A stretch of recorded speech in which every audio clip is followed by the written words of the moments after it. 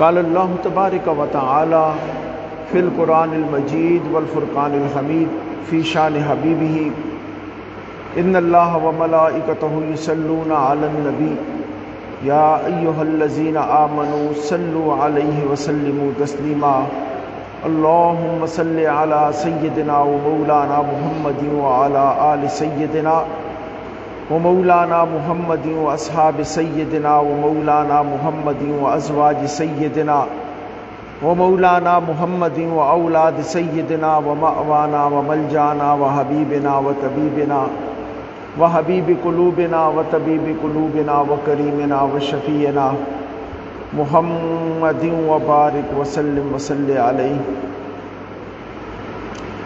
مولا یا صلی وسلم دائما ابدا علی حبیبک خیر الخلق کلہم والحبیب الذی ترجى شفاعته لكل حول من الاحوال مقتحم۔ حمد و صلوات کے بعد قابل صد عزت و احترام سامعین کرام، اللہ جل شانہ کا لاکھ لاکھ شکر عظیم ہے کہ اس نے ہماری نسبتیں ذات مصطفیٰ صلی اللہ علیہ وآلہ وسلم سے جوڑ دی ہیں، اور اس کا بے پناہ احسان فضل اور کرم ہے کہ اس نے ہمیں اپنے محبوب کی نسبت کاملہ کہ وہ ذریعے عطا فرمائے کہ جن کا دامن تھام کے ہم در رسول اللہ صلی اللہ علیہ وآلہ وسلم سے جڑ سکتے ہیں۔ قابل صد عزت و احترام سامعین کرام، کائنات میں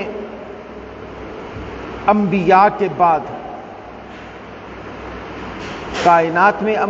کے بعد جو سب سے معزز محتشم لوگ تھے، جنہیں رب نے سب سے زیادہ عزتیں عطا فرمانی تھی، ان لوگوں نے خدائے وحدہ لا شریک نے ان لوگوں کو اپنے محبوب کی ذات کے ساتھ بطور معاون، بطور مشیر، بطور صحابی جوڑ دیا، اور پھر جتنے لوگ میرے مصطفیٰ کریم علیہ الصلاۃ والسلام کے زیادہ قریب ہوتے گئے، خدا وحدہ لا شریک نے گویا دوسرے لفظوں میں یہ پیغام دیا کہ جو جتنا معزز تھا اسے اتنا قرب مصطفیٰ مل گیا، بلکہ یوں بھی کہنا چاہیے کہ جسے جتنا قرب مصطفیٰ ملتا گیا وہ زمانے میں اتنا معزز ہوتا چلا گیا۔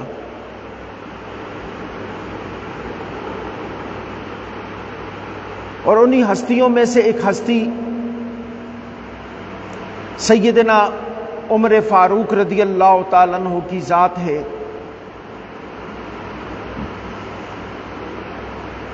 کہ جس ذات نے پوری کائنات کے اندر میرے آقا کریم علیہ الصلاۃ والسلام کے قرب کی وہ مثالیں، محبت کی وہ مثالیں پیش کی کہ ریتی دنیا تک سیدنا عمر فاروق رضی اللہ تعالی عنہ کی داستان محبت ایک لازوال داستان بن گئی۔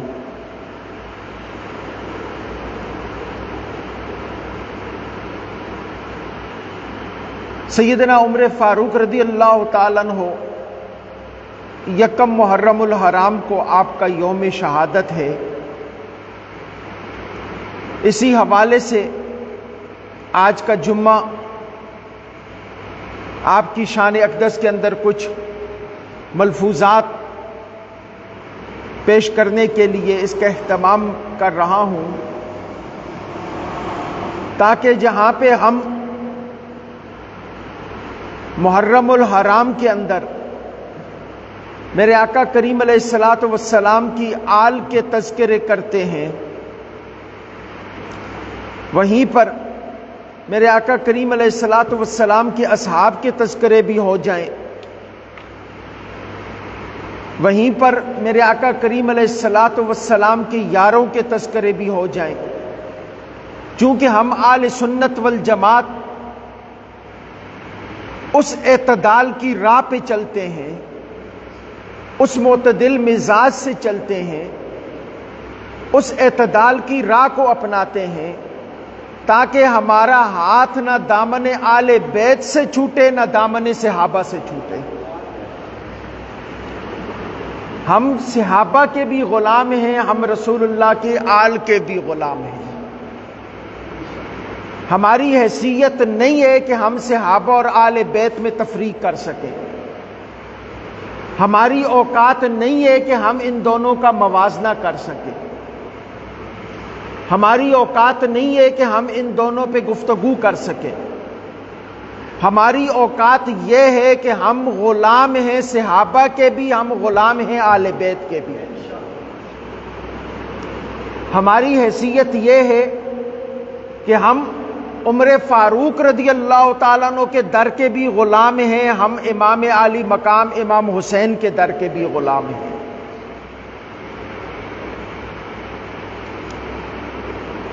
اور خدائی وحدہ لا شریک نے سیدنا عمر فاروق رضی اللہ تعالیٰ عنہ کو جو مقام، جو مرتبہ، جو عزت، جو توقیر بخشی ہے،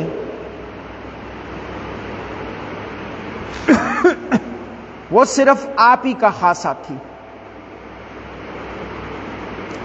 اور یاد رکھیں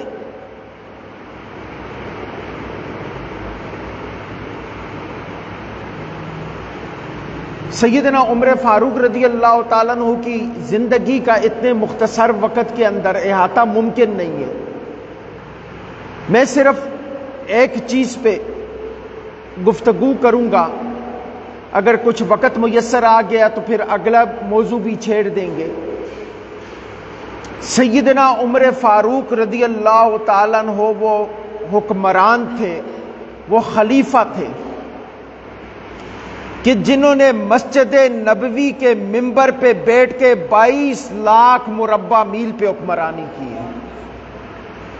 عمر فاروق رضی اللہ تعالیٰ عنہ وہ حکمران تھے کہ جنہوں نے مسجد نبوی کے ممبر پہ بیٹھ کے، میں اس بات پہ اس لیے زور دے رہا ہوں کہ ہم لوگ یہ سمجھتے ہیں کہ شاید سیاست مسجد سے الگ ہے،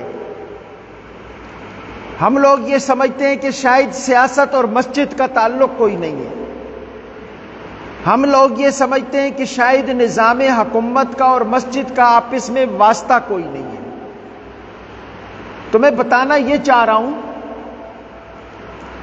کہ وہ حکمران کہ جس نے 22 لاکھ مربع میل پہ حکمرانی کی ہے، وہ مسجد نبوی کے ممبر پہ بیٹھ کے حکمرانی کر رہے تھے۔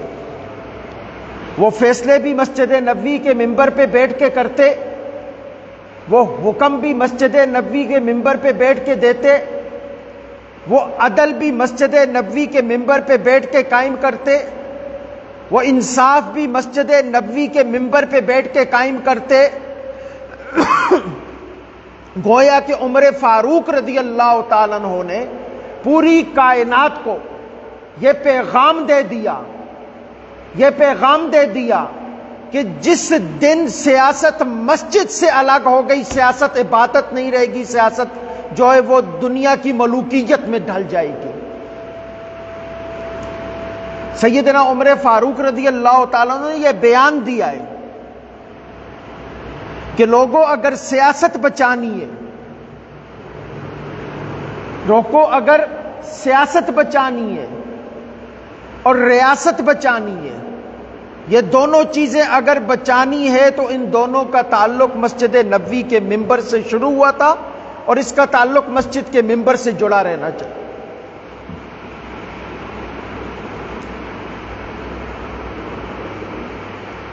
اور یاد رکھیں سیدنا عمر فاروق رضی اللہ تعالیٰ عنہ، آپ نے پوری دنیا کے اندر جو نظام عدل قائم کیا تھا نا، جو نظام عدل قائم کیا تھا، آج بھی دنیا اس نظام عدل کی مثالیں دیتی ہے۔ دنیا کے بڑے بڑے قانون کے ابواب کے اندر سیدنا عمر فاروق رضی اللہ تعالیٰ عنہ کی جو نظام عدل ہے اس کی مثالیں دی جاتی ہیں۔ آپ نے نظام عدل قائم کیسے کیا؟ ذرا توجہ چاہتا ہوں۔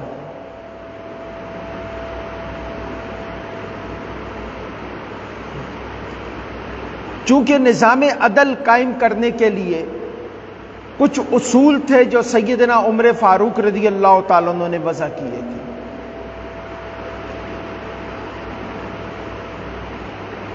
سب سے پہلی چیز کہ چونکہ اداروں میں کی ترقی، کوئی بھی ادارہ ہو، اس کی ترقی کا دار و مدار اس ادارے کے اندر کام کرنے والے افراد کے اوپر منحصر ہوتا ہے۔ یہی چیز ہے نا کہ اداروں کی ترقی اداروں کے اندر کام کرنے والے افراد کے اوپر منحصر ہوتا ہے کہ وہ کام کرنے والے کون تھے۔ تو آپ نے سب سے پہلے اقربا پروری نہیں کی، اپنے پیاروں کو نہیں دیکھا، اپنے قرب کے لوگوں کو نہیں دیکھا، بلکہ آپ نے قرآن و سنت کے جو عالم دین تھے، جو قرآن کو بھی سمجھتے تھے، رسول اللہ کی سنت کو بھی سمجھتے تھے، پرہیزگار اور دور اندیش لوگ جو تھے، آپ نے انہیں وقت کا قاضی مقرر کیا۔ قضاء کا جو مسند تھی اس کے اوپر کن لوگوں کو قائم کیا کہ جو ایک عالم دین بھی تھا، قرآن و سنت کا ماہر تھا، پرہیزگار بھی تھا اور دور اندیش بھی تھا۔ ایسے لوگوں کو آپ نے نظام عدل کے اوپر قاضی جسٹس قائم کیا، اور پھر اس نظام عدل کی خوبصورتیاں بھی بڑی بڑی عجیب سامنے آئیں۔ 138 ممالک کی عدالتوں میں ہمارا نظام عدل 130ویں نمبر پر ہے۔ 138ویں عدالتوں میں سے ہمارا نمبر 130ویں نمبر پر ہے، تو خود سوچئے ہمارے نظام عدل کی کیفیت کیا ہوگی، کتنی بری کیفیت۔ لیکن میں قربان جاؤں سیدنا عمر فاروق کے طریقہ کار سے کہ آپ نے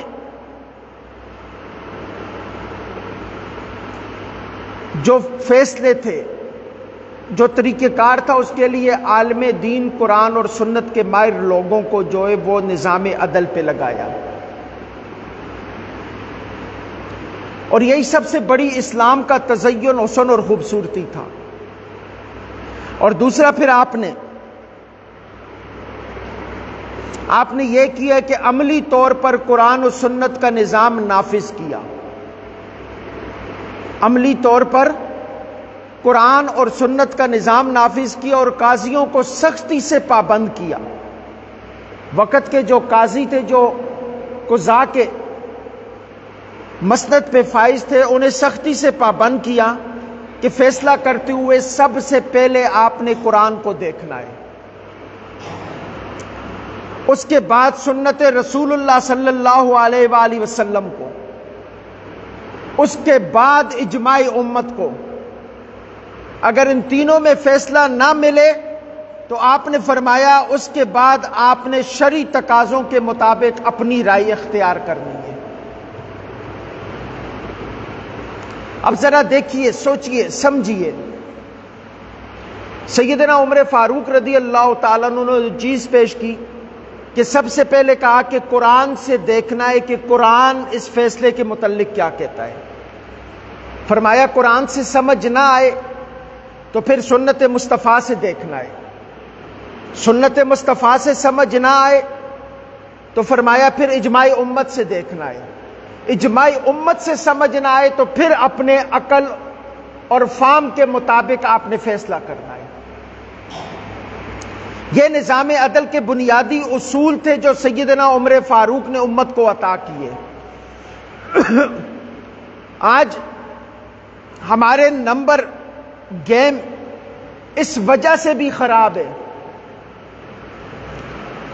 کہ ہمارے ملک کے اندر اسلامی قانون کا کوئی دور دور تک نام و نشان بھی نہیں ہے۔ ہمارے ملک کے اندر اسلامی قوانین کا دور دور تک نام و نشان نہیں ہے۔ یہاں پہ برٹش لا پڑھا جاتا ہے، برٹش لا پڑھایا جاتا ہے، برٹش لا پہ فیصلے ہوتے ہیں۔ اسلامی قوانین کا دور دور تک کوئی معاملات نہیں ہے۔ اور یہ بات یاد رکھیں، جس وقت فیصلے قرآن سے ہٹ جائیں گے کبھی عدل کے مطابق فیصلے نہیں ہو سکتے۔ جس دن فیصلے میرے مصطفیٰ کی حیات کے نقش قدم سے ہٹ جائیں گے عدل کے مطابق فیصلے نہیں ہو سکتے۔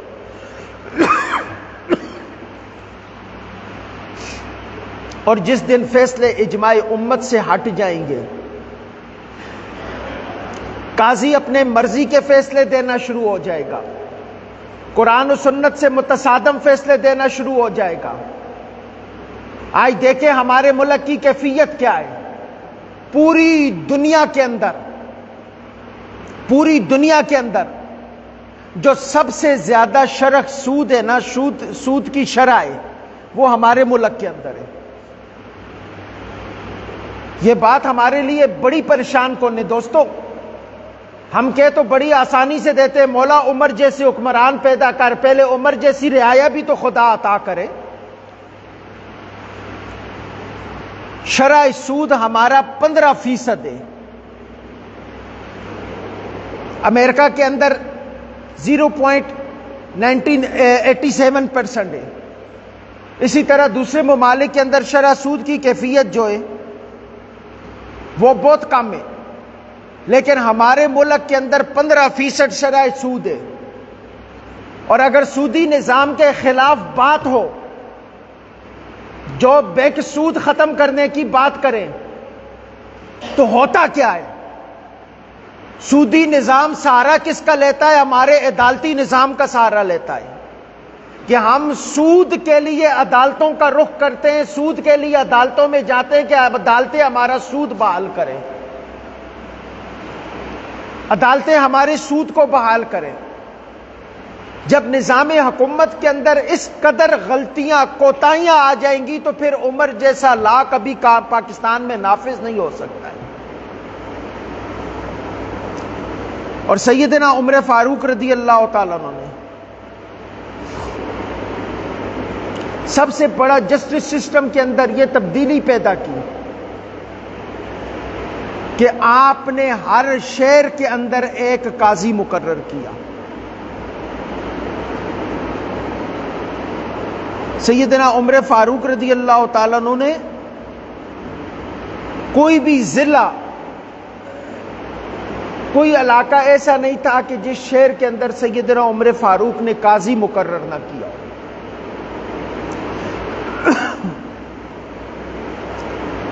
میں چونکہ عدالتی نظام کا تھوڑا سا پوسٹ مارٹم کر رہا ہوں اور اسلامی عدالتی نظام کی خوبصورتیاں بتا رہا ہوں اور موجودہ عدالتی نظام کی بات کر رہا ہوں تاکہ پتہ چلے کہ ہم کس معاشرے میں رہ رہے ہیں، ہمارے اندر خرابیاں کیا ہے، ہم نے خرابیوں کو کس صورت میں ٹھیک کرنا ہے۔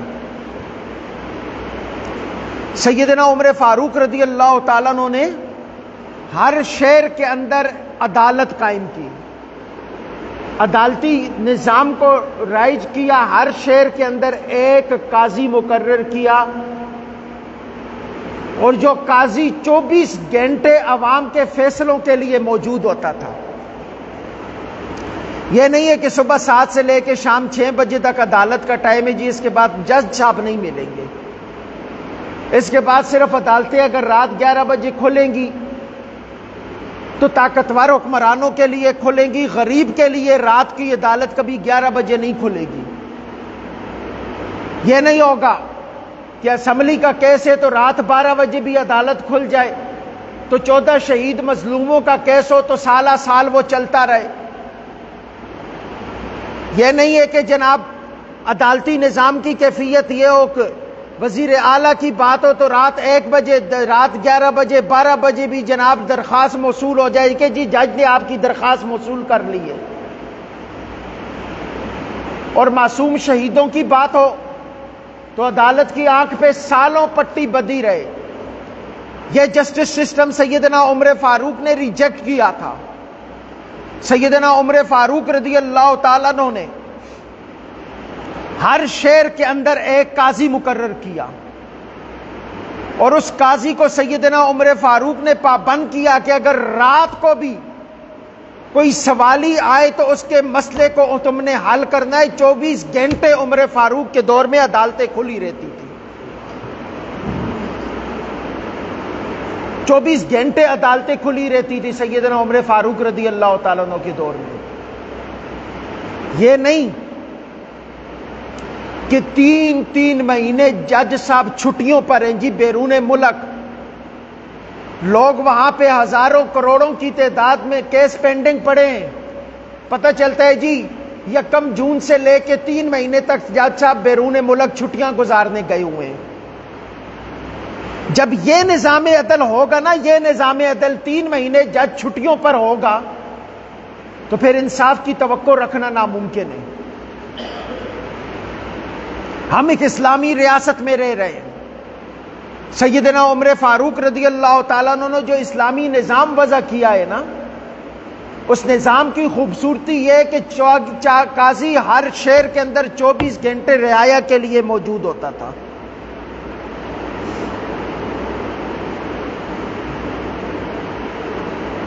اور پھر سیدنا عمر فاروق رضی اللہ تعالیٰ عنہ نے، عدالتیں تو بہت ہیں پاکستان کے اندر، لیکن عدالتوں کے اندر قاضی موجود نہیں۔ قاضی موجود ہے تو غریب کی رسائی ممکن نہیں، غریب کی رسائی ممکن نہیں ہے تو غریب اپنا بیانیہ پیش نہیں کر سکتا ہے۔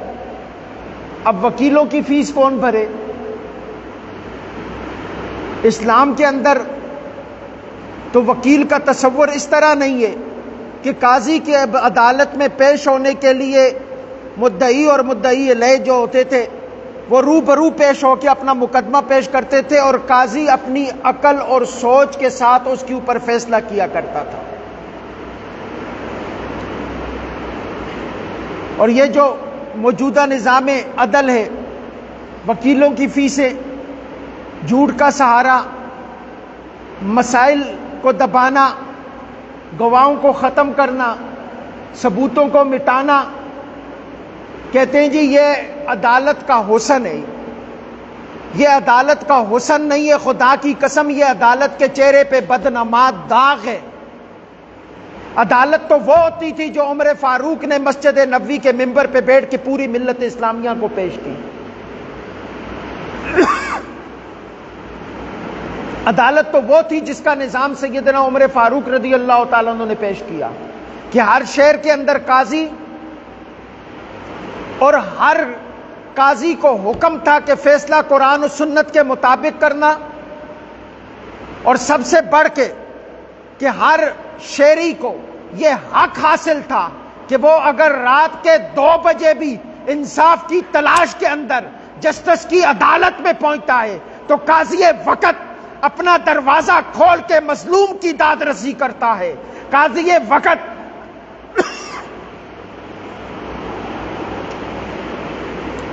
اپنا دروازہ کھول کے مظلوم کو انصاف دلاتا ہے۔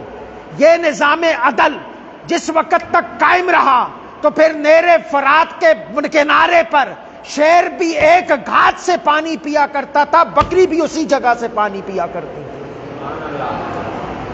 کیونکہ عدالت عمر فاروق رضی اللہ تعالیٰ عنہ کی تھی۔ اور سنیں، جو سیدنا عمر فاروق رضی اللہ تعالیٰ عنہ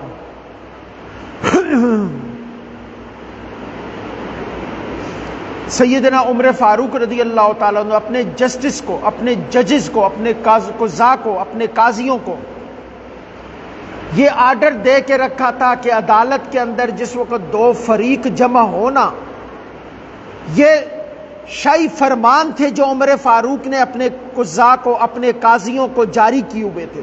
یہ میں صرف اس پہ بات کر رہا ہوں کہ یہ شرعی فرامین تھے، سیدنا خلافت کے حکم تھے جو قاضیوں کی ٹیبل پہ موجود ہوتے تھے۔ آپ نے یہ حکم فرمایا ہوا تھا کہ جس وقت 2 فریق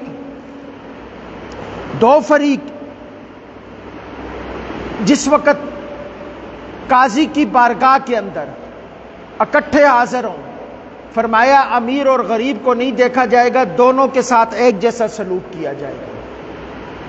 اور خدا کی قسم یہ اسلام کے ماتھے کا جھومر ہے، یہ اسلام کا تزین ہے، اسلام کا حسن ہے کہ اگر خلیفہ وقت 22 لاکھ مربع میل کا حکمران اگر عدالت کے سامنے پیش ہوتا ہے تو وقت کے قاضی کو آرڈر تھا کہ 22 لاکھ مربع میل کا حکمران اور ایک عام شہری اگر قاضی کے دربار میں پیش ہوں، دونوں پہ سوال و جواب کیا جائے، ایک کٹہرے میں کھڑا جائے، ایک جگہ پہ کھڑا کیا جائے، وہاں پہ قاضی کی عدالت میں نہ 22 لاکھ مربع میل کے حکمران کی امتیاز ہوگا، نہ عام شہری کو فرق نہ بخشا جائے گا۔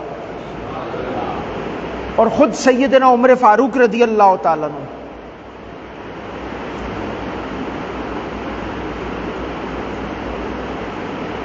خود سیدنا عمر فاروق رضی اللہ تعالیٰ عنہ جس وقت قاضی وقت کی بارگاہ میں حاضر ہوتے ہیں نا، تو سیدنا عمر فاروق رضی اللہ تعالیٰ عنہ، اب ذرا دیکھیے، میں یہ صرف ایک واقعہ کوٹ کرنے لگا ہوں، وقت کے دامن میں گنجائش نہیں رہی ہے، کہ ایک مرتبہ کسی معاملے میں سیدنا عمر فاروق رضی اللہ تعالیٰ عنہ اور سید القرہ سیدنا ابی بن کعب رضی اللہ تعالیٰ عنہ کے درمیان اختلاف ہو گیا، کسی معاملے کے اندر کوئی بات چیت ہو گئی، اختلاف ہو گیا، تو فیصلہ یہ ہوا جی کہ حضرت سیدنا زید بن ثابت رضی اللہ تعالیٰ عنہ کو کہ اس معاملے کے اندر جج بنایا جائے۔ اب ایک طرف حاکم وقت سیدنا عمر فاروق ہے، ایک طرف ابی بن کعب ہے، دونوں صحابی ہیں، اور سیدنا زید بن ثابت کو جج بنایا گیا فیصلے کے لیے۔ اور سیدنا زید رضی اللہ تعالیٰ عنہ جس وقت دونوں قاضی کی عدالت میں پہنچے تو سیدنا زید رضی اللہ تعالیٰ عنہ نے سیدنا عمر فاروق رضی اللہ تعالیٰ عنہ کے احترام کے لیے انہیں فرمایا کہ میری جگہ پہ بیٹھے، آپ خلیفہ وقت ہیں، حاکم وقت ہیں، خلیفۃ المسلمین ہیں، تشریف رکھیے۔ تو سیدنا عمر فاروق رضی اللہ تعالیٰ عنہ نے فرمایا کہ میرے لیے اعزازی نشست کا اہتمام کر کے آپ نے فیصلے میں ناانصافی کر دی ہے۔ یہ 22 لاکھ مربع میل کا حکمران اپنے شہر کے قاضی کو بتا رہا ہے، یہ عمر فاروق اپنے شہر کے قاضی کو بتا رہے ہیں کہ آپ نے مجھے امتیازی حیثیت دے کے فیصلے میں ناانصافی کر دی ہے۔ فرمایا میں اس وقت امیر المومنین کی حیثیت سے نہیں، ایک فریق کی حیثیت سے آپ کی عدالت میں پیش ہوا ہوں، اور سیدنا فرمایا میں اپنے فریق کے ساتھ بیٹھوں گا۔ تو سیدنا ابی نے دعویٰ کیا، سیدنا فاروق اعظم نے انکار کیا، اور شریعت کا اصول ہے کہ مدعی جو ہوتا ہے وہ گواش پیش کرتا ہے، اگر اس کے پاس گواہ نہ ہو تو مدعی علیہ جو ہوتا ہے وہ قسم اٹھاتا ہے۔ چونکہ سیدنا ابی کے پاس گواہ نہیں تھے تو شرعی اصول کے مطابق سیدنا عمر فاروق رضی اللہ تعالیٰ عنہ کو حلف اٹھانا تھا، قسم اٹھانی تھی۔ اور سیدنا ابی نے کہا یعنی میں چاہتا ہوں کہ آپ امیر المومنین سے حلف نہ لیں، امیر المومنین کی جگہ کوئی اور آدمی آ کے حلف دے دے۔ تو فاروق اعظم نے کیا فرمایا کہ جس وقت تک زید بن ثابت منصب قضاء کا حق ادا نہیں کر سکتے جبکہ ان کی نظر میں امیر المومنین اور عام آدمی برابر نہ ہو۔ یہ سیدنا عمر فاروق فرما رہے ہیں کہ جس وقت تک قاضی کی نظر میں خلیفۃ المسلمین اور عام آدمی برابر نہیں ہوگا، اس وقت تک قاضی جو ہے وہ انصاف کے تقاضے پورے نہیں کر سکتا ہے۔ تو دوستو ذرا سوچو، آج ہم معاشرے میں کس جگہ پہ کھڑے ہو گئے؟ اگر یہی طریقہ انصاف ہمیں آج میسر ہوتا تو کیا انصاف در بدر کی ٹھوکریں کھاتا؟ کیا کوئی برسر بازار بکتا؟ کیا ہمارے حکمرانوں کی بولیاں لگتی؟ خدا کی قسم یہ ہمارے نظام عدل کی کمزوری کی وجہ سے آج ہمارے ووٹوں سے منتخب ہونے والے حکمران قدم قدم پہ ٹکے ٹوکروں پہ بک رہے ہیں. کبھی کس پارٹی کا بک جاتا ہے، کبھی کس پارٹی کا بک جاتا ہے. یہ نظام عدل کی کمزوریاں ہیں. آج غریب کی حقوق اس کی دہلیز تک نہیں پہنچ رہے. آج دیکھ لیں جو موجودہ بجلی کے بل آئے، غریب کی دہلیز کے اوپر ٹیکسز کی برمار کر دی گئی ہے. بلوں کے اندر ٹیکسز کی برمار کر دی گئی ہے. سپر ٹیکس کے نام پہ 6,000 روپے، جس کا 35 یونٹ کا بل ہے وہ بھی 6,000 روپے سپر ٹیکس اس حکومت کو ادا کرے. غریبوں کے ساتھ ظلم ناانصافی کی حد ہو گئی ہے. اور یہ کیوں ہے؟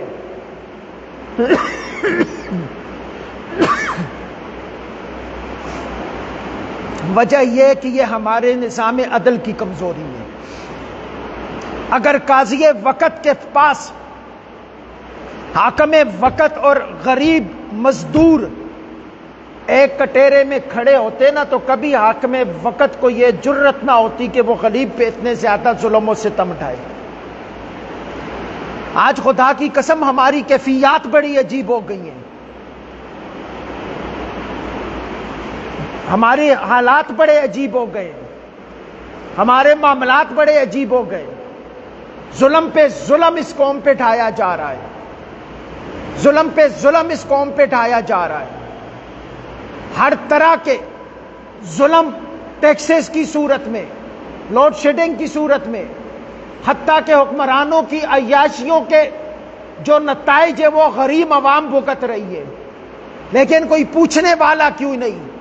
ارے کوئی پوچھنے والا کہاں سے ہو جب نظام جسٹس، نظام عدل نے انصاف کا گلہ گھونٹ دیا ہے تو پھر غریب نے مرنا ہی ہے، پھر غریب نے ختم ہی ہونا ہے. اگر آج بھی یہ چاہتے ہو کہ یہ ملک ترقی کرے تو نظام عدل کے رکھوالے ان لوگوں کو لاؤ جو قرآن کو بھی جانتے ہو، مصطفیٰ کے فرمان کو بھی جانتے ہو، جو قرآن کو بھی سمجھتے ہو، مصطفیٰ کے فرمان کو بھی سمجھتے ہو. ہمارے یہاں پر جو جسٹس بھگوان داس جج لگ سکتا ہے، جسٹس بھگوان داس جج لگ سکتا ہے، اور ایک حافظ قرآن کو اس وجہ سے جج نہیں بنایا جاتا ہے جی یہ مذہبی متشدد ہوگا، نعوذ باللہ من ذالک. یہ اسی پاکستان کی تاریخ ہے بھائی جان، یہ کسی دوسرے ملک کی تاریخ نہیں ہے. جسٹس بھگوان داس کو جج لگا دیا ہے، حافظ قرآن کو اس وجہ سے جج نہیں لگایا کہ یہ جی حافظ قرآن ہے، مذہبی ہے، متشدد ذہن ہوگا اس لیے اس کو جج نہیں لگاتے. جس وقت نظام عدل ان ٹکو ٹوکریوں پہ بکے گا نا پھر انصاف کی امید نہیں کی جا سکتی. انصاف تبھی جائز ہوگا جب جسٹس قضا کے اوپر رسول اللہ کا دین پڑھا ہوا آدمی بیٹھے گا. جہاں پہ غلط فیصلہ کرنا چاہے گا بھی اس کا ضمیر کہے گا کہ مرنا ہے، قبر میں جانا ہے. چونکہ خشیت الہی اگر دل میں پیدا ہوتی ہے نا تو وہ سرکار کا دین پڑھنے سے پیدا ہوتی ہے. جتنے سرکار کے دین سے دور ہوتے چلے جاؤ گے دل سے خشیت الہی ختم ہوتی چلی جائے گی. خدائے وحدہ لا شریک ہم سب کو عمل کی توفیق عطا فرمائے. وما علینا الا البلاغ.